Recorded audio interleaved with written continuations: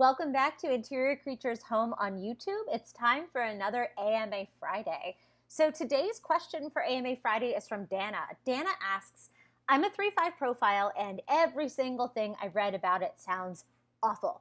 Am I really meant to just mess up all the time and continuously have to deal with people's projections? Well, Dana, you are totally not the first person to ask me about the 3-5 profile. And I know you won't be the last. Unfortunately, I don't know what it is about 3-5s. So much the stuff that's written out there makes it sound like your profile is this insurmountable obstacle. And it's funny because I totally don't see it that way at all. In fact, some of my closest friends are 3-5s. I love the 3-5 profile. So I'm really excited to kind of give you my specific take on it. And hopefully it'll feel a little bit more supportive and resonant than maybe some of what you've read so far. So before we dive into the 3-5 profile specifically, I did want to take a moment and just kind of level set. I have read thousands of charts over the years, and please trust me when I say there are no placements in human design that are inherently good or inherently bad. So every one of us has the capacity for, making decisions that are self-destructive or destructive to others, as well as we have the capacity to make decisions that are empathic and compassionate and kind and supportive. And so for every single placement we have in our chart, whether it's our profile, whether it's our type, whether it's our authority, any of our centers, our gates, there is this spectrum of ways that the energy that we have activated can express itself. And a lot of times that's largely dependent on our conditioning. So I like to think of this spectrum, and I think I'm going to combine what Richard Rudd from the Gene Keys says about this, as well as what Robert Allen Krakauer, aka Ra Uru, who says about this in his work. So there is this low frequency vibration of any of the energies in our chart, and that's what Richard Rudd refers to as the shadow. And Robert Allen Krakauer talks about it as the detriment. And that's basically when we are making decisions that come from a place of fear, scarcity, lack, anger, revenge. A lot of times it's us as a hurt person inadvertently hurting other people. So if we're in the shadowy frequency of any of our placements, it doesn't mean we're a quote unquote bad human. It just means that we're a hurt human making decisions that are unfortunately furthering and perpetuating that hurt, right? And so Richard Rudd actually further divides the shadow into the repressive and the reactive when we're repressing the self in favor of others, or, exalting the self to the detriment of other people. But this shadow frequency, just because we have a placement in our chart that has this capacity, we don't need to walk in the shadow, right? We can do the work, we can do the self-reflective practice, we can contemplate our placements, and we can make different choices. So just like every gate, placement, etc. has that shadow capacity, it also has the capacity for the gift. And the gift is when we start walking with love. It's when we start, taking our actions and our behaviors and our default kind of settings, we put them under the microscope and we decide to switch off autopilot and start taking agency for how we walk through the world. We kind of engage our self-awareness, and then we're able to start making decisions that are more, walking with that frequency of love and compassion and kindness and empathy. And once that becomes, and again, that's what Robert Allen Krakauer refers to as the exaltation of a placement. And when we choose to make the gift our new kind of standard operating, vibration, if you will, then we have the capacity to step into the city, which is this pure, enlightened, blissful state. So when we're talking about the 3-5, any of the energies or things you've read about the 3-5 can exist along that continuum. So let's get into it and talk about the 3-5 profile, the Martyr Heretic. So on the screen, you're going to notice there's a couple of famous faces that are 3-5. So you notice you're in pretty good company. Diana Ross, Kate Winslet, Anais Nin, Dolly Parton, Meryl Streep, they're all, Jodie Foster, they're all 3-5 profiles. And at the bottom of the screen, you're going to notice there's some listings of romantic compatibility and other profiles that 3-5s might get along really well with. This comes from Chetan Parkyn's work. And so I just want to say that's why there are multiple asterisks next to that. We always want to take this information with a grain of salt. So if you're married to someone and you're a 3-5 and say your partner's not a 6-2 and not a 3-5, it does not mean you're incompatible. Each of us are so much more than any one placement in our chart. That's why I refer to myself as a birth chart alchemist. It really is about the alchemy of how all of the different parts of your pieces of your chart are working in tandem with each other. We're not any one thing. So I think the reason that Chetan Parkyn suggests this is these are people that are probably going to have the most commonalities with us in terms of how we learn and how we behave. Like they either share a profile line with us, like the 3-5s, or 6s live their first 30 years as a 3. That's why the 6-2s are up there. And you'll notice all the profiles we're supposed to get along really well with, or the 3-5s are supposed to get along really well with, share one of the profile lines in common. So it's more of just this idea of how we behave and how we learn. Like meeting someone who behaves and or learns in a similar way might lead to easy compatibility. But it might not. Again, it depends on whether you're in the shadow, the gift, or the city of these energies. So anyway, let's talk about the major keys of being a martyr heretic. So the third line is one of the lines from the bottom trigram of the hexagram. And those bottom 3 lines, the investigator, the hermit, and the martyr, all are about how we learn, how we kind of walk through the world and make meaning of it, right? And so the third line brings this energy of like, I need to learn through trial and error. I need to get my hands dirty. I need to get, in it. I need to try it out for myself. And once I've experienced it, then I can understand it. Whereas the 5th line is from the upper trigram. And the 3 lines of the upper trigram, the 4th line opportunist, 5th line heretic, 6th line role model, those are how we behave lines. So the 5th line really wants to basically take what the 3rd line learned through doing it, through the trial and error, and apply it practically out into the world. So another quote from Chetan Parkyn in his work, he talks about how 3-5s, a lot of times they've lived and learned the hard way. And then they've taken the kind of knowledge that they've learned through that trial and error and lived to fight another day because they're able to kind of apply it out into the world for the benefit of others. Now, 3-5s, if you're in the shadow of your energies, and we'll talk about what that feels like in a minute, you can absolutely be your worst enemy because you could be calling in the same lesson over and over again because you're refusing maybe to be self-reflective or acknowledge your part in it and kind of engage in that honest self-scrutiny. And so instead of like leveling up every time you do that trial and error process, you find yourself like it's like every day is Groundhog's Day and you're kind of like, continually like, engaging in the same cycle of lesson learning over and over. That said, most folks with 3rd line energy learn really quickly that doesn't work. And it actually translates to resilience. And again, we'll talk about that energy spectrum in a moment. So again, it really depends on your ability to be, engage in honest self-scrutiny, be very honest with yourself, engage in self-reflection, and basically take time to integrate what you've learned so you're not calling in the same lesson over and over again, and you're not trying to solve problems that aren't yours to solve. For the 3-5 martyr heretic, sometimes there does exist a little bit of a tension. But tension here is a teacher, right? It's here to catalyze your greatest growth. So the tension then exists between the 3rd line, which again wants to explore. It doesn't want to take anyone else's advice or counsel. It's like, I'll take it under advisement, but really I got to learn through doing. I got to get my hands dirty, explore, figure it out for myself. And then the tension exists because the 5th line, which is that kind of anchoring line of the profile, really wants to go in and have a solution. It wants to be able to solve the problem, address the need, fill the void, whatever it is.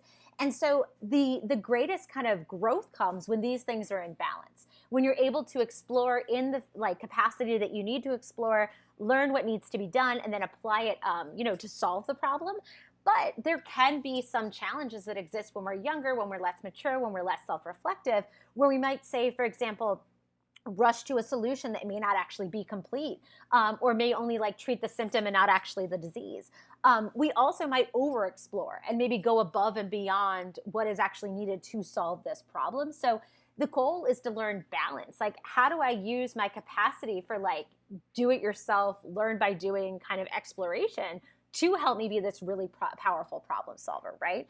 So it ends up being that this tension becomes a blessing in disguise, right? Because all of our experiences, all of our relationships, for any of the profiles, but especially for the 3-5s, those are our greatest teachers, right? And I keep saying our because I have a lot of 3rd line energy in my chart, so I totally resonate with a lot of the lessons of the 3-5. But anyway, every time I think of the 3-5, I think of this quote from the Course in Miracles, which talks about how no one is sent to anyone by accident, right? And so for the 3-5, it's almost like shifting to this perspective of curiosity, what was I supposed to learn through this interaction or through this failure or through this, exploration? What was it that I was supposed to take out of it? And how do I integrate that and stand on the shoulders of that knowledge so I'm not repeating the same cycle over and over again? I don't need to explore, the same territory over and over again once I've learned the thing I need to learn. And, once it's integrated, then I can actually be of service to others with that information, right? So 3-5s end up kind of developing this gift because it builds flexibility, adaptability, resilience. These are folks that when they're really in the power and the strength and the gift of being a 3-5, they lead from the front. Like they get comfortable figuring out like what's working, what's not working. And instead of like blaming, it's more of like let's do an honest assessment. We've all tried this out. This is what's effective. This is what isn't, and we need to make this adjustment to move forward. And again, it's the variety of the experience that they've personally kind of taken on that allows them to do that kind of leadership, right? The shadow, on the other hand, would be living a victim story. When something goes wrong, instead of engaging in that honest self-scrutiny and kind of trying to figure out, well, what happened and why, it's everybody else's fault. I'm not looking for my own share of responsibility. It's your problem, not mine.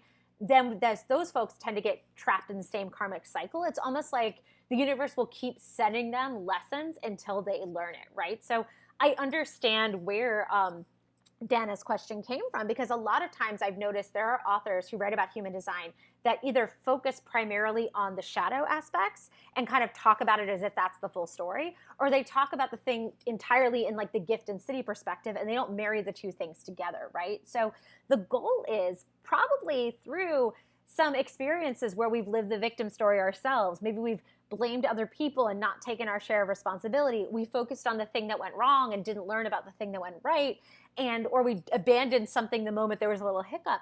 Those are the experiences that teach us that's not a helpful way to walk through the world. And we stand on the shoulders of those, hopefully, and start integrating the flexibility, the adaptability, the resilience, et cetera, that are the gifts of being a 3-5. So to close out, I wanted to take Dana's question and look specifically at this idea of messing up over and over again and the projections that other people kind of cast on you, and take it through this idea of the shadow, the gift, and the city, right?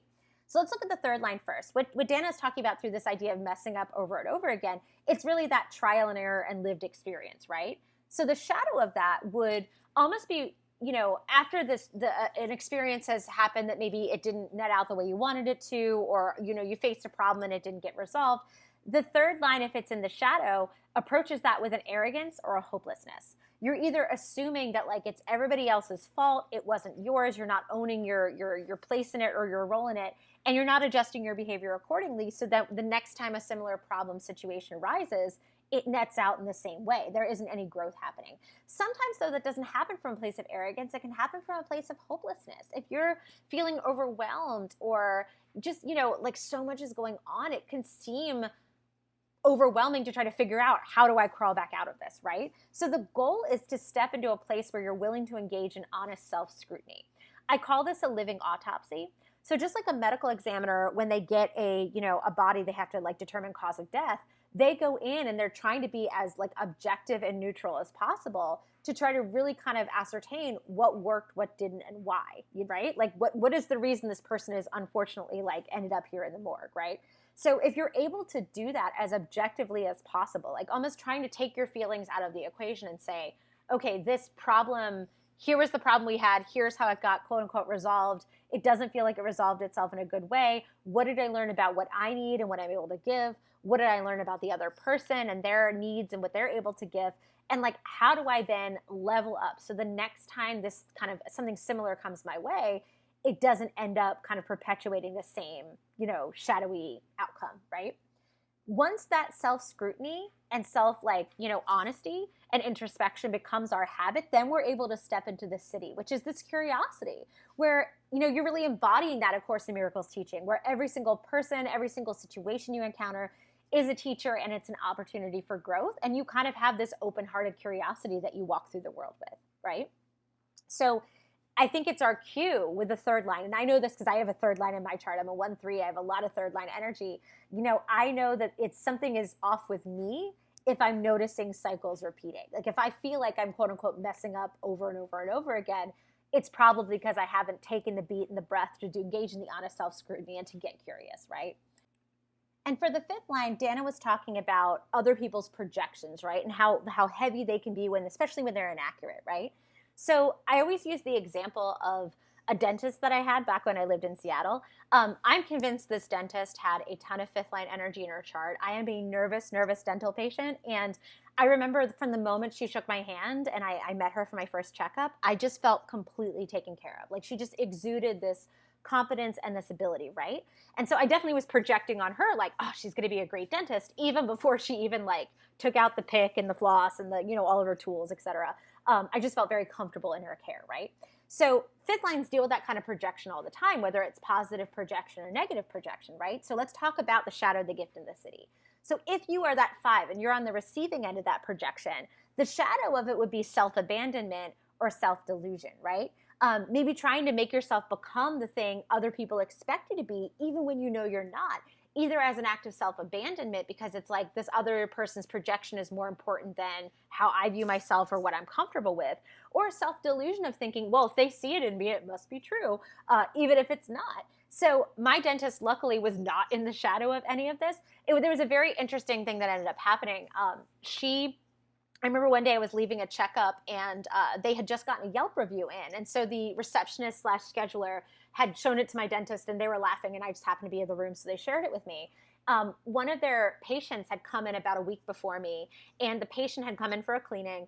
And then as the dentist was leaving the room, the patient called her back and asked her to take a look at something for her. And my dentist turns around and the patient has her shoe off, her sock off, and a really gnarly fungus on her foot. Now, this was a dentist's office, right? And so dentists notoriously, you know, they work on your teeth. They don't work on your toes. And so my dentist stood in her integrity and was basically like, wow, you know, that looks really uncomfortable. I wish I could help you. That's not my area of expertise. There's a podiatrist who just, you know, rented an office downstairs. Do you want us to call down, see if they accept your insurance? Like, she was willing to help, but obviously, like, she wasn't going to treat or diagnose this woman's foot fungus because that is not her area of expertise. So the gift of this gate is basically standing in your integrity and knowing, trusting your knowledge of yourself to go, okay, here's what I'm good at, here's what I'm not, and let me correct that projection that doesn't match reality. My dentist saying, gosh, I really wish I could help you, but that's just not my area of expertise. Well, the reason they were all laughing was because apparently that patient had left a negative review on Yelp of the dental practice and had basically said that the dentist, quote unquote, refused to help her with a related medical condition, and she felt it was highly unprofessional. So the gift, or the city rather, of being a 3-5 is this idea of release, where other people's projections do not matter to you.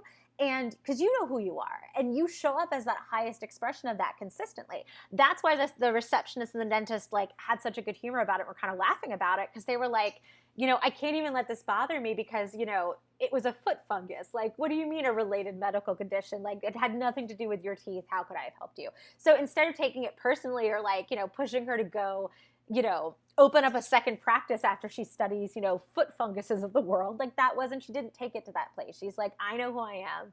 I know how I show up. Like I corrected her projection. It's not my fault she didn't accept that. Like that's not my responsibility.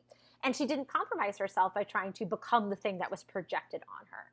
So to kind of close this all out, 3-5s, when you are stepping into the power and the gift and the city of the expression of your profile, you're sharing your experiential wisdom. You are cultivating this knowledge of when to lead from the front, when to let other people fail because maybe they have to learn through experience. You know when to experiment and when to implement. You engage in that honest self-scrutiny. You're able to receive feedback. And you have a realistic assessment of what you can and can't do, what can and can't be fixed, how fast, by whom. And you can step aside when it's not your problem to solve. So it's all about cultivating a discernment. And I know I beat this drum almost every question people ask me, but it's really all about anchoring yourself in your strategy and your authority and letting them guide you. So if you have a question for AMA Friday, please, please, please send it my way. interiorcreature@gmail.com is my email address, or you can DM me on Instagram @interiorcreature. That's all for now. I will see you all next week with another AMA.